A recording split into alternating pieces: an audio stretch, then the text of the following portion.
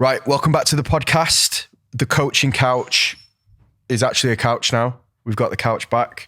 Cillian, funnily enough, opted for the coaching chair. He wasn't too fond of sitting on the couch. I'm not sure why. But here we are. Cillian's one of our clients. He has a very, very good business and a massive social media following that he's grown pretty much over the last 7 months. Well, actually, no, he's grown it over a couple of years. That would be an understatement, but it's really, really blown up in the last couple of months. So we're going to have a chat about that and how his business is working and everything else. So thank you very much for coming on. Yeah, thanks for having me. So we'll dive into it straight away. Tell everyone how many followers you've got. I've 101,000 followers on Instagram. Does the one count? Just the one, yeah. You have to put every bit in, and then 33,000 on TikTok. That's not bad. No. What about your email list? Email list is 7,900. Neglected. Yeah, you're always on to me about that. I am always on to you about that, and you don't listen to me. No. Funnily enough. We have 3 a week going out at the moment. Do you have 3 a week going out? Yeah. Josh can't find them. We've been keeping an eye on him, making sure that the stuff's going out, and I have it on good reports that Cillian isn't sending 3 emails a week. As of this week. Liar. Absolute lies. I've just caught him on camera. On camera. As of this week. That's why you never trust an Irishman. Yeah. That's why you never trust an Irishman. It wasn't that crafty, was it? No. So talk us through the journey on social media first, and then we'll go back to your fitness journey. So how did you start your Instagram account? Yeah. I started my Instagram account in 2017. So I was still in what we call college, but university, essentially. And I just started posting things up there.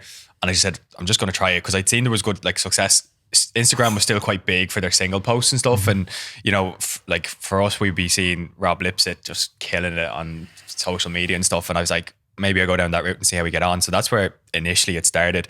But I had no clue what I was doing. I was putting up PowerPoint posts onto my Instagram. If you scroll down far back, you will see how bad the posts were. PowerPoints? Yeah, Microsoft PowerPoint. And I would Slides. And I was taking them as a photo format and posting them. Mate, you know what? I started off doing a series of videos where I was filming my hand, writing. Really? And I was doing voiceover of it, but I was writing little pictures and drawings and diagrams and stuff like that. It works. Yeah. At times. I think it changes that quick that if you went back to even if it was successful, 3 or 4 years ago, you'd be like, what the fuck was I doing then? Yeah. Yeah. I go back and look and I'm like, yeah, but that's a good thing because you just did it anyway. Yeah. And I think that's a lot of the reason why people maybe don't succeed with social media to start with. It's because they want everything to be perfect or they expect it to blow up. Yeah. So, with people that they moan about clients and the client's like, I haven't lost weight yet and I've not eaten McDonald's for a week. And you're like, might need longer than a week, mate. Yeah. And then the same coaches that go on social media I posted consistently for a week and I've only got 1 follower and nobody's bought any of my stuff. And I'm like, mint. Do you know how long it'd take to get your first customer if you opened a coffee shop? Yeah. Probably about 3 months. Yeah. By the time you'd kitted the gaff out and found out where it was and stuff like that, trust me, it's a slow lead up time. Yeah. Yeah. So you started out like that. What was the kind of growth period like then? Was it kind of steady for a little bit and then it took off or? Yeah, it wasn't bad. The way it kind of went, it was there was 3 or 4 major timelines. So it was 0 to 2000 was kind of the first timeline. And that was just me putting up maybe 3 posts a week, nothing major. And most of the following actually came just from posting it on my personal account was just hey, this is my fitness account, follow that. So people were just following it from there. And then after that, from we were sitting at 2K consistently. 2 of my mates had a gym page for an Instagram page and that had 700,000 followers, but it was crazy. Yeah. But this is when hashtags were really trending quite a lot and they were doing really well and they were putting up a lot of memes and stuff. So I was getting a few tips off them. And they were post 3 to 5 times a week, find a hashtag set and post 1 meme, 1 information and then 1 infographic. So it was just when Canva was coming into the play and stuff. So that's when I started doing that. And to be fair, there was good engagement. One of the single posts got a reach of 100,000, which was pretty good. But no following from it because I didn't have a CTA or anything like that. I didn't even know what that was. So that was happening. And then when COVID got announced in Ireland that we went through 12 weeks of complete lockdown, I just put a post up that night on Facebook and I threw it up onto my Instagram as well. I was like really bad, really poorly, like poor light, everything. I just said free training for 12 weeks. And it just took off. Like that's where we went from 2,000 to 6,000 in like a week. People were just sharing it and things like that. Yeah, it just went like viral, both on Facebook and Instagram. And I was like losing my mind. It's like, oh my God, 6,000 followers. Like, you know, it was insane. But I had no clue on what to do with all the, like we had 200 or 250 people in this Facebook group. Oh, sorry, not 2,000, 2,500. That's what it was. And I done the training for a while. And then I like tried to upsell them on I don't know, like a 20 quid a month program, and no one bit to it. Not surprising. Yeah. And I was like, what? Like, I thought I was going to be rich off this, you know? Yeah. And that was like my big money claim to fame, but no, it wasn't. And we kind of sat consistently at the 6K, slowly built it up to 7K. It was getting a little bit easier, and then just stayed at 8K for like a year. Were you making any money off coaching at this point? Oh, minimal, like minimal. Because you were just coaching people for free, right? On the Facebook group, but you couldn't upsell any. Do you sell any 20 quids? No, None. One. We had one. There was 2,500 people. One person said they would. How long did you spend coaching him? 12 weeks. I didn't even take them on. I said, no, I'm not doing that one. And then what I decided to do was I advertised €50 a month where they get a WhatsApp check-in. They would get a Word document that had a program on it. And that's like, we called it the Peachy program, to grow the peach over 12 weeks. It was a good name at the time, but now I look back and I'm like, holy shit, what was I doing? And like that's where we were getting most of our people, was 50 quids here and there. Yeah. So I was probably pulling in maybe €1,500 a month. That was a good month. Yeah, I mean, what's that, like 10, 20 clients, somewhere between Give there? or take. Yeah. But like, there was no retention. They weren't doing it. Were they just paying 50 quid and that was it? Like, That was just it. for the plan? And I was chasing up I was voice noting them like a weekly kind of check-in. Yeah. And we had a group then for any questions. But like, there was no such thing as Stripe or PayPal. It was all like trying to follow up on Revolut and like get the money, and I was forgetting who paid and when, and like my organization skills probably still are shit, but we're a lot worse then. So it was like brutal. But at the time it was lockdown, there was no expenses, so it was working. You know? I mean, I nearly got trapped in Ireland for it locked down. I was in Armagh visiting family. I know. Imagine getting trapped in Armagh for 3 months. Yeah. Jesus. You really would have been in the dogs then. Honestly, me and my dad had to go to the airport, and I said to my dad, let us know, when's the flight? And he was like, it's this time. And I was like, right. So I've gone to I've gone somewhere, I got some food and come back. And I was like, Daddy, you sure that flight's at this time? And he's like, yeah, I'm positive. And like, my dad's like one of them, like, if he just says it is, like, there's no point arguing with him because he'll swear blind that it is. Yeah. Missed the flight. We literally sat at the gate, watched the flight board, and he's like, that's not our flight. And I'm like, Dad, I'm pretty sure that's our flight. He's like, it's not our flight. And I'm like, right, I'm not arguing with you. I'm going to go get some food. We watched our flight board and the plane take off. And then he was like, oh, I think that was our flight.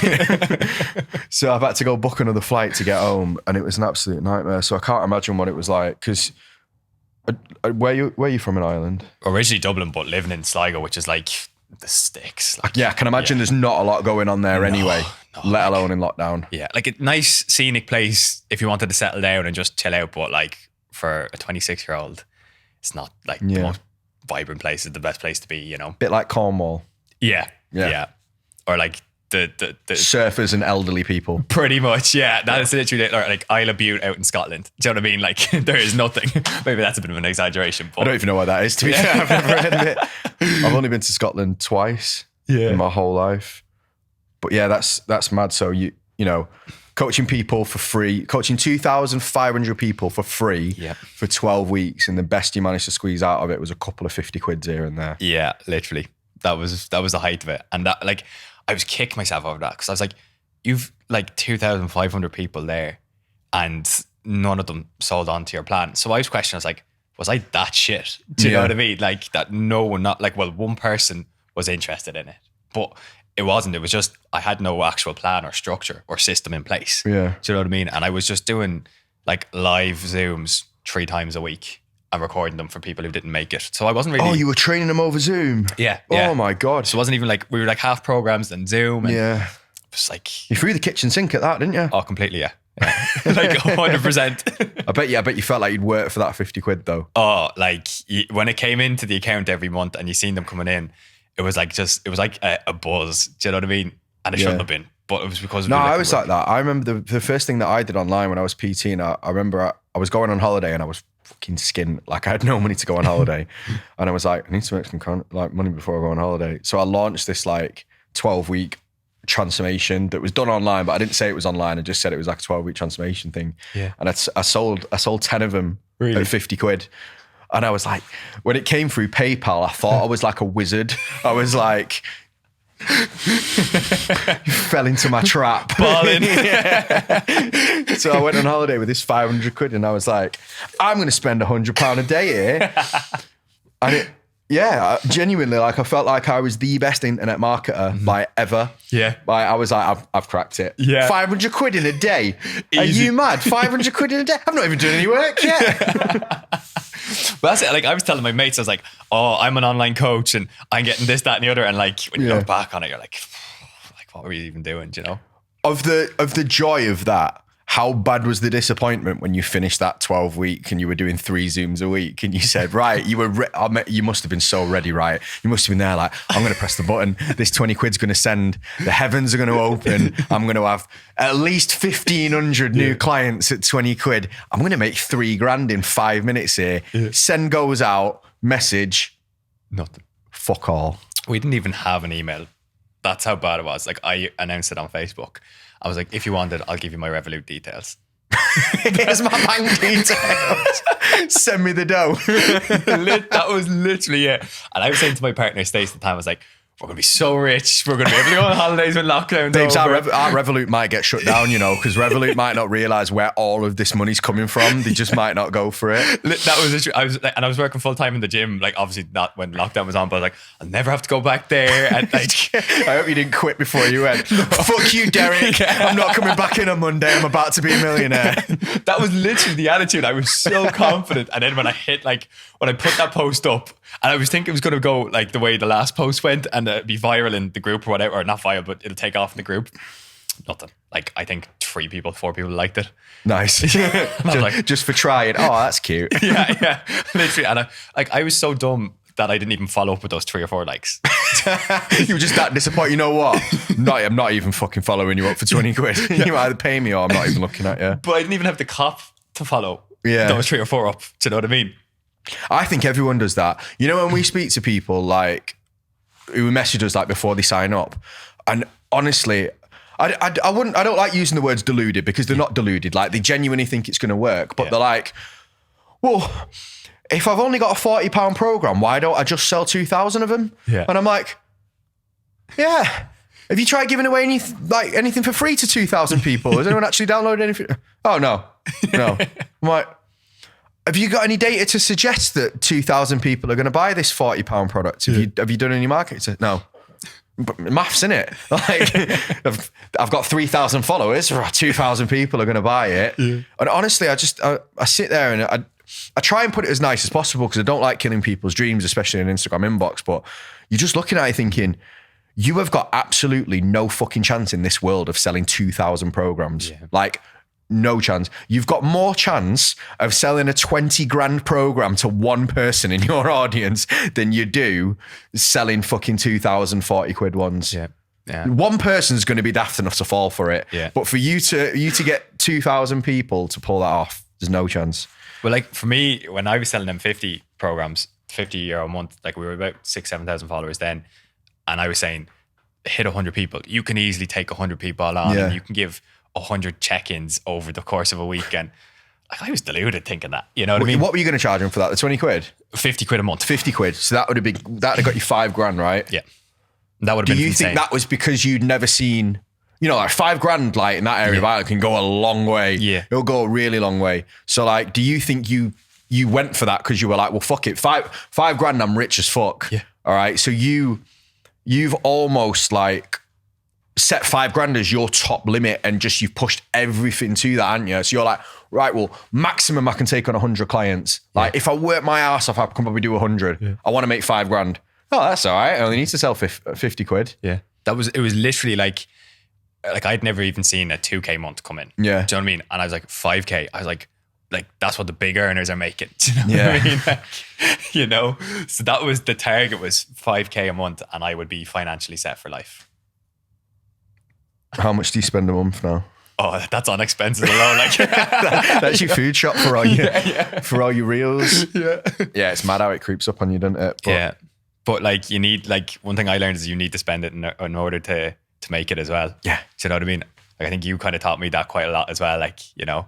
I'm good at getting people to spend money. That's one of my skills. Simon's nodding over there because my next job's working on his missus to let him buy a car. It's an investment. It's electric. You're saving the planet. We'll try. I look forward to seeing it. I know. He's looking forward to seeing the car. He's been trying for about 3 months. That's why he stopped doing sales for his own program. He can't even sell his missus on a new Porsche. It's over for him. No, so that was your first tried and failed attempt in online coaching. Yeah, pretty much. What did you do after that? Go back to the gym. Sorry, Derek. Literally, it was like hybrid. I was like in the gym doing the online, and for me, after seeing let's say the potential that was there, like, because I said to myself, like, you managed to get 2,500 people into a Facebook group. There is potential for you to do I something. love that, because everyone else would have gone, fuck this, I've just trained 2,500 people for free. Yeah. You can all suck a dick, I'm never doing this again. Yeah. Well, that was going through my head as well. But, It was in there. you know, it was definitely there. But I did say to myself, I was like, you managed to do that once, you know, you definitely need guidance because you don't know what you're doing. Yeah. And to be fair, like when we come out like as coaches or you know, training in the health and fitness scene, like you're never once taught about a transaction, about marketing, about lead gen, sales. You don't even know those words. Do you know what I mean? No one tells you fuck all. The only choice you've got is the staff room, like at the gym.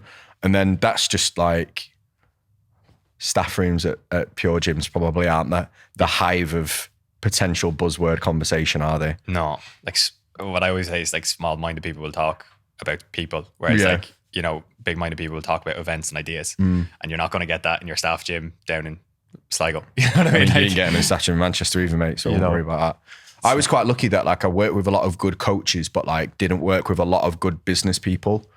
So like I always had like world-class people around me to teach me about coaching, but like no one ever sat me down and was like, oh, this is how you actually run a business. Yeah. Because the ones that like ran the business were like, I'll run the business, you do the coaching, like you don't worry about it. Yeah. And they were probably like piss poor doing it as well, like some of them.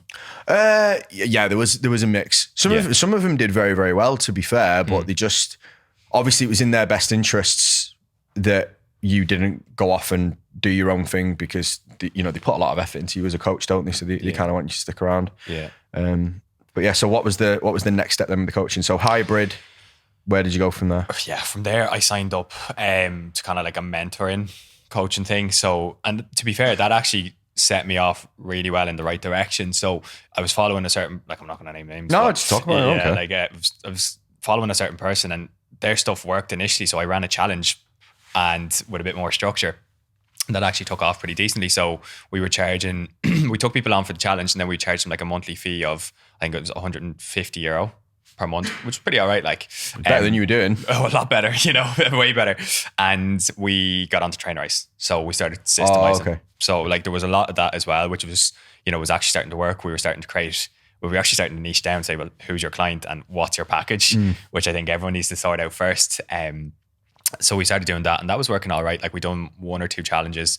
I think we sold maybe 17 packages or 17 places and we had them for about 12 weeks. And then I decided, right, this person's working for me. They have an even higher mentorship level. That's where I'm going to go. So I was starting to make, I'd say, anywhere between 3 to 5K a month. And I was starting to realize this actually isn't a lot, and well, in kind of a business terms, because obviously that wasn't just take home, it was a lot of like expenses and stuff. So that's where we initially kind of started from there. And that started going good, but like we were just plateauing so much at like 6K. We had 1 7K month, which we're buzzing. But like, working dog hours for it, and that like I was burning myself into the ground. And the reason why I moved into online coaching was to stop doing that from coaching on the gym floor. Oh, somebody said it. Thank you, somebody said it. The amount of coaches that just swap the gym floor for like, right, I'm sick of doing split shifts. I'm sick of working from them. The minute I wake up to the minute I go to bed, I want some more free time. I want freedom. And then you go, how long have you spent in your bedroom on Canva today? And they're like, Oh, bro. It's the same, right. So there's a higher ceiling. So they generally make a little bit more money. So when you're working that, to be honest, if you ask me whether I wanted to earn 5 grand a month working in the gym or 6-7 grand a month working at home in my bedroom, I'd pick the gym. Yeah. Every fucking day I'd pick the gym. Yeah. Yeah. But I just see they just trade it, don't they? Yeah. And then you're like, are you all right? And they're like, no, I haven't had a day off in like 3 weeks. Yeah. And I'm like, did you not trade this for more freedom? I'm like, I can take my laptop to Spain with me. So, who gives a fuck? You've not seen daylight. You look like a vampire. Well, that's what we done. I fell into that same trap, and my dad, he's a pilot, so he was over in Greece for a week. So he's like, come out, you've free accommodation. So we're like, sweet. So me and my brother went out. I spent most of it on working. And I was like, and that's when I asked myself, I was like, you moved out of the gym to basically have a bit more freedom. Yeah. And you're just in that same rat race again. Like, so I was like, okay, something needs to change. And like, I thought that higher ticket mastermind would, but it was literally a meetup once a week and you might get a call once a month, but you weren't getting the guidance or direction. There was no, okay, you need to talk to, X about your sales, your lead gen is lacking, or you're not nurturing your clients enough, or whatever it may be. It was just like, oh, maybe try this, maybe try that, and come back to me and see how you get on. And they were really like focused on getting challenges all the time, which was good because it was like a quick bout of cash coming in initially. Yeah. But it just wasn't going too well. And I was working dog hours for it.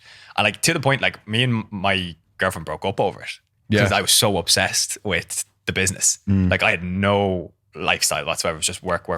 I probably lost friends and everything over it, Yeah, I've been there. I remember doing 92 check-ins a week at one point. And I was just like, I don't know how much longer I can do this. I've said this before. Like I remember looking outside the window, like my apartment, and there was like a really big drop, and I'm like, that looks nice compared to doing another day of this. Like I might just go out the window. Don't know if I can do another week of 92 check-ins. But I think it's hard, innit? It's one of those like I told you so moments, like when people diet for the first time, and they're like, I'm not going to rebound, I'm not going to get fat, I'm gonna take my time, and then you see them like 3 weeks later and they look like fucking Michelin Man, and you're like, you've been spending time at McDonald's, haven't you? It's the same with business. I'm like, don't carry on, you'll run yourself into the ground, you're going to end up in a position where you can't get out of. Just 5 more clients, bro, 5 more clients and I'll stop. It's like, are you a crackhead? Like, calm down. Like you don't need, the 5 more clients are not going to change anything. All they're going to do is put you further into this hole. And like, you were quite good actually when you came in, because we just told you to get rid of a lot of them, and you just turned around like the day later and like, right, they're all gone. And I was like, oh fuck, that was quick. Most people drag their heels and take like months. Like they take a very, very long time to like deal with all that excess clients. And for sometimes it's like, it's a long road. It takes 2 or 3 months for them to like get rid of all the low ticket clients and actually have a reasonable client number. Yeah. So how many clients were you working with when you came to work with us? When I came to work with you, I'd finished up the challenge. So I had 50 one-on-ones, and then I had 50 of the challengers who became one-on-ones. We had essentially 100 clients. Yeah. Oh. Yeah. And like I remember actually reaching out to you because your post just started coming up, and there was one particular post, and it was over Christmas, and I think you were saying coaches need to stop focusing on the best biomechanical exercise, or stop bitching about each other and focus on building their business.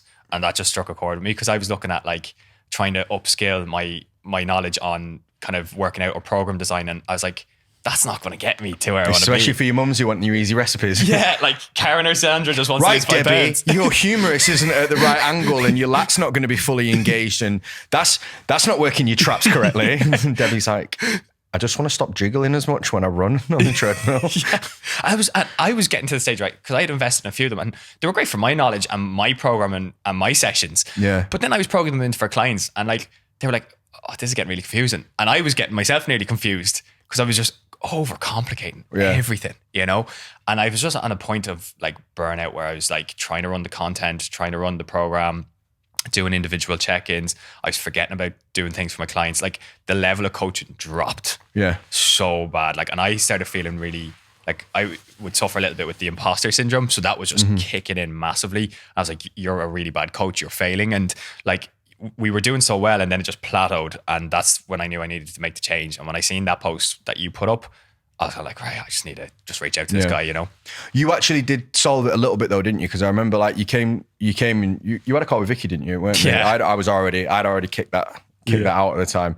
You paid a deposit, and then you had something going on, didn't you? So you did like 6 or 8 weeks where you were like, just give me a couple of months to just sort this out, and you actually came back a little bit better than the position you were when you paid the deposit. Yeah, because we'd literally just, based off the previous mentor's kind of idea, was run a challenge.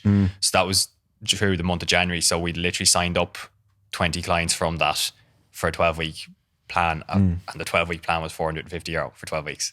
Jeez. Yeah, low ticket, like, and we like the level we were giving them so much. So that's another thing that I was burning myself into the ground for. And when I signed up with yourself, I was like, give me 6 weeks just to sort this out. Get rid of them. Yeah. And in fairness, you said get rid of them, and I got rid of, like, I dropped, let's say, about 30 clients there and then. You know, but a lot of them were finishing up. A lot of them weren't, because it was so low ticket, they weren't actually taking it serious. Yeah. Do you know what I mean? Because it was maybe 150 quid coming out every month. But like, they had that money to spend, so they didn't really care. So like, we were trying to, it was just so frustrating then from a coaching perspective, you know, because we weren't getting the results either, because people weren't actually taking it serious, you know. So I was so happy to drop 30 clients just like that, you know. And then you literally just, because I remember we just went from like £400-500 a program to £1,000 a program, like overnight. We're just like, right, just start charging it, because you were already delivering that anyway. That was the problem. Like, it's not like we just went, oh, double your prices and you'll double your business. Like, it's not that simple. Like, you were already delivering the kind of service that you should be charging that for. And you literally just started selling it overnight. And obviously the following was helping. Yeah, that's when that following was getting big. Yeah, it was, yeah. Yeah. But that's the thing, like, I remember we had our initial talk and you said, what are you delivering? And I told you, and you were like, that's already like £1,000 package. And I was like, I fucking know. I feel know. like it now. Yeah. I know, like, and I'm undercharging, because I have such a thing around money. I'm like, oh, like, I used to say to clients when they were late with their cash, I'd be like, oh, like, it's okay if you want to wait another week. And this fear, like, whereas like, no, you need to cop on and put your big boy boots on and, you know, take a bit of control over it. I almost think sometimes you have to let them burn themselves. Like you kind of listen, but a lot of people, like, doing the low mid ticket, you almost have to let them fall on the sword first, where they come back like groveling, like, you were right. I'm fucked. I can't do any more clients. And I'm like, I told you. Well, it's hard, isn't it? Because you don't want to come across as like you're selling like your thing. Yeah. So you don't want to be like, this is my way of doing it, and you need to. Sometimes I'll be like, listen, I don't give a fuck if you sign up with me. Don't sign up with me, but you're gonna have to fix that, because that's a problem like that you're gonna have. And they go, oh well, my X and so said this and so said this, and I'm like, cool, do what so and so said then. I'm only trying to help you. And then they come back and they're like, oh, I've caused the problem even worse, and now I hate my job and I've lost all passion for it, and everyone started leaving, and I'm like, tried. Yeah. Sorry. That's like what I noticed as well, particularly in the year like 21, 22, everyone was coming out as mentors, and a lot of them didn't have the backings to do it. And there was a massive shift, obviously, with COVID, that everyone was an online coach then. Yeah. And like, there was all these things. He's like, you need to charge $3,000, or you need to charge X, Y, and Z. And I think that was another thing in my head. It was like, oh, I don't want to be that douche that just goes out. You know what I mean? Like, but like, you know, like you said, you can't compare yourself to others. You just got to do your own thing, you know? I think you've got to look at like the availability of people that were coming to you as well. Like the amount of leads you were getting, you'd have been daft. Yeah. Like, you'd have been daft not to capitalize on that. Yeah. Yeah. Well, that was it. Like, January, we hit the 10K. And I remember I was in Krakow with the lads and like, we were celebrating, having whiskeys over the 10K. Do you know what I mean? Like, we hit big time, you know? But that was like, when I set out my goals every year, and the goal for 2022 by the end of the year was to hit 10K on Instagram. That and to have one 10K month in revenue. Do you know what I mean? Pretty much just outdone that. Very good stuff. Yeah. You know? So. Yeah, but I think a lot of people, like, if you haven't watched the YouTube where we talk about kind of your social media tactics, definitely make sure you go and watch that YouTube, because we break down a little bit of the stuff you did. You were actually really, really methodical with the way you went about planning your social media. Like, it looks on the surface like you've just been Irish and started making food. But like, when you actually went through it and broke it down, and you were like, listen, I went and did market research, you surveyed the audience, we did a load of posts, then we looked at which ones performed better, then we distilled it down into just those ones and then scaled that out. I guarantee you, like everyone who's like, oh, well, you're just fucking Irish and he makes food videos.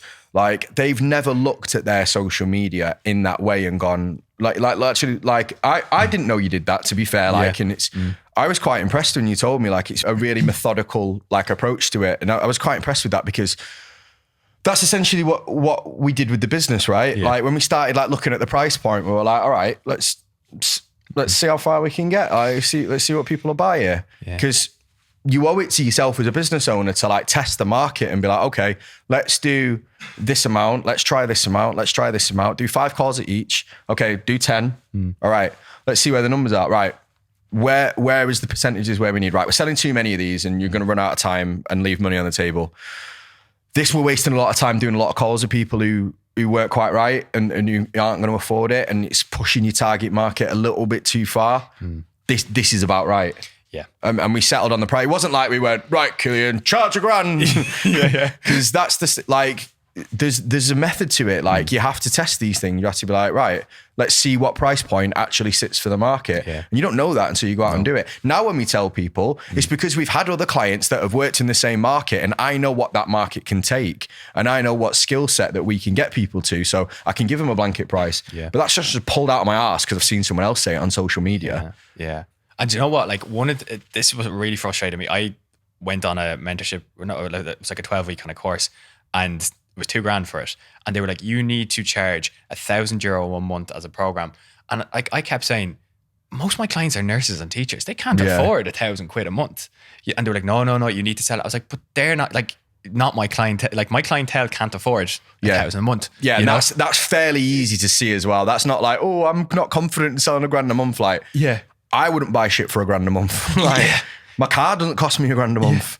Do you know, like, and like I was saying, like, they were like, oh, it's your sales and it's your confidence in sales. I was like, it's not. I was like, it's maths. It's actual maths. Have you ever been to Ireland? Yeah. $4,000 a month. This is the thing, like, you know, and so that when we were kind of scaling it, that was one thing I was conscious of. And we have found a really good price point that a lot of my clients, it's a push sometimes, but they can afford it. And they stick to it so much more because it is that extra push for them. So like, I'm not throwing this money out for nothing, you know?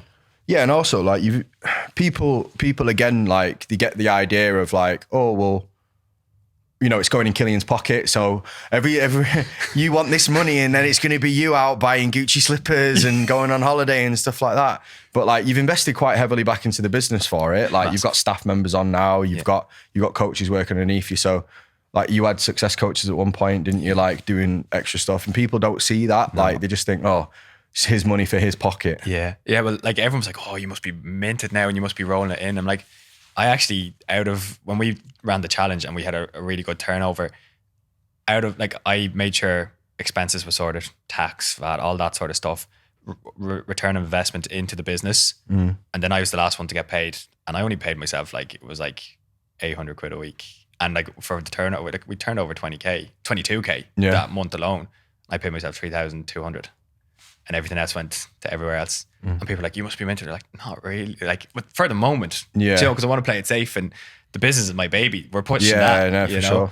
So it's that delay gratification, isn't it? On just making sure that like your first good month ain't your last one. Yeah, but that's, you know, and like, but we're like putting all our eggs in different baskets, and we know it's going to be the success of the business. That's where we're not going to be stupid and take home 10 grand for ourselves and throw it and blast it away out my pizza or something. You know, we're going to work on it for a year or two. And then when the business is nearly running itself, I'll start taking a better wage from it. Do you know what I mean? You'll have it there if you ever want it though as well. Like the money will always be sat there. Like if you don't decide to invest it on something that month, it's not like you're wasting it all. It's just, I'm deciding not to pull it all out personally and spend it on shite. Yeah. And that's it. Like, there's money there in different accounts, so I'm very comfortable. Do you know what I mean? Like I can go wherever I want now. I have a lot more freedom. I have a lot more time. If that grand doesn't need to go into a business, great. I can get something for myself. Yeah. You know, like I'm putting money away for a house. I'm putting money away for a Mercedes, and both accounts are looking very healthy. You know what I mean? So they are the perks of what we've done so far. You know, and like it's just been working really well. Yeah, it's clever. Do you ever get any shit for it? In what sense? Like the social media side or both? Like, I'm sure, well, you're not really very flash for your money anyway, are you? So No. like, and like we try and not like kind of push it on your profile either. Like we don't really ask you to get involved with that kind of stuff. So I guess people wouldn't really know unless they did the maths of the clients and stuff. Yeah, like we don't get too much, or hate on the kind of the finance side of things. I think a lot of people who do know me would know, like I wouldn't spend a lot, and I'm just a workaholic as well. So like they kind of get that, but like in terms of social media, we get so much hate. Like, oh yeah, like what? Like people because like, right, there's not a massive amount that people can hate on about making a cheesy chicken wrap. Yeah. Like you'd be surprised what people will actually hate on the internet, because you look at it and you fucking, how dare you make a chicken wrap online, and you're like, how is this offensive to anyone? Yeah, it's not even like. You get those comments, and then you get like the idiots being like, do you know how much sugar's in that, or how many chemicals that's going to cause cancer? You know, the absolute like you're killing people. Heads. Yeah, like the lights here would be causing cancer straight away, sort of thing. Do you know what I mean? Like, but we'd get like every now and again I get comment something like, your eyes are fucked up. Do you know what I mean? I don't like your eyes. Like, where did that one come from? Or like, you look like X, Y, and Z, or you know, you've got weird teeth or big ears or whatever, or you're just a cunt. Like people would just I hate you. And they're like, you annoy me, and I'm like, okay, thanks, cool. You're commenting on my profile. Yeah, you know, but we reply back some fairly funny comments now, and like it used to get to me, and used to be getting very self-conscious over it, whereas now I laugh and I'm like, what I'd be saying to the lads or to my other half, like, what's the best way we can get back at this person? Yeah, you know, in a kind of a funny, clever way that's going to annoy them even more. Yeah, because you can't descend into like a tit for tat with people like that, because you don't even know whether it's them or not, do you? But yeah, I think maybe turning it into a positive is something that we usually just say to them, then we kind of come back and be like, you having a bad day, do you want to grab a coffee? You're cool, like we can chat it out if you want, and that just riles them up even more, you know. So I like calling people kid. Calm down, kid. I'm like, I'm 44 years old. I'm like, I don't know whether that makes it any better or worse. Yeah. I'm pretty sure that's say your kid's all right. yeah. But that's it. Like you just gotta like, and I think that's a big thing for a lot of people as well with social media. They're afraid to put themselves out there. Yeah, for sure. You know, and like I get that. Like TikTok is worse than Instagram in terms of like I think there's a little bit. Instagram's a little bit more regulated with comments, but like TikTok now could be pretty brutal. Like I had this one sassy drag queen come on to me and he was like, your skin is fucking terrible and you need to go check that out and all. I was like, fuck you. Wow. Yeah. But I was kind of like, you know, you probably get so much abuse yourself and yet, you know, you're trying to promote to be kind and promote equality, and there you are nitpicking at someone's skin. It just, you know, that baffled me, that one, you know. Yeah. I laughed at it. It's funny. Like, did that get worse, like the bigger the following got as well? Actually, it declined a bit, you know. It was bad just for a lost period. in the sea of love. Pretty much, you know. But we don't get as much now anymore, which is obviously a good thing, I suppose. Do you have people that like fight you back now? Do you have like loyal followers that like come out? Have you got an army now? Yeah, and that's nice. I got caught with an army once. Really? I said something about not eating too much chocolate when you're on your period, and it just, mate, it went down badly. Bad idea. I didn't mean it the way they took it. Yeah. Like they were like, oh, we can't control our periods. I'm like, no, I wasn't saying that. Yeah. I was saying that 9 Mars bars maybe is slightly excessive. Yeah. It didn't go They well. weren't having it. Yeah. Nobody was listening. There was no reason or logic in this whatsoever. Yeah. They heard man talk about period, get him. I got done on that recently, and I wouldn't mind, like, obviously most of my clientele are women, and for me, like, you know, my sister and my mum are my biggest inspiration. So that's really where I want to come in and make a change. And my sister would have gone through some of that stuff. So I invested heavily in education in terms of period health. Yeah. And I put up a post recently and I got someone say, how dare you mansplain to us? Oh. Yeah. And I was like, I'm not mansplaining. I was like, you're the very person who would say men need to talk more about period health. And now you are going off making a sexist remark like that, you know? Yeah, I got that. I'm like, you do forget that I was a secondary school science teacher for 4 fucking years. I've taught this to 13-year-old children. Yeah. It was my job. Yeah.